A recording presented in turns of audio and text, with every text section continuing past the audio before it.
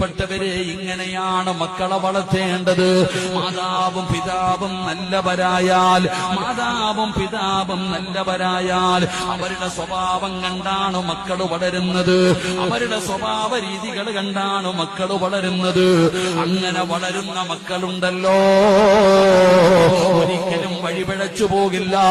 ഒരിക്കലും അല്ലാഹുവേ മാതാപിതാക്കളെ നാണം കൊടുത്തൂല, മാതാപിതാക്കളെ കൊല്ലാൻ വരൂല.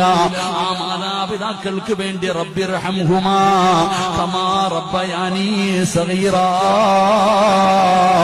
എന്നാ മക്കൾ ദുആ ചെയ്യുകയാണ്. മരണപ്പെട്ടു പോയാലും സദഖ കൊടുക്കുകയാണ്. മാതാപിതാക്കൾക്ക് വേണ്ടി ഖത്മോതുകയാണ്. അവരുടെ ഖബർ സിയാറത്ത് ചെയ്യുകയാണ്.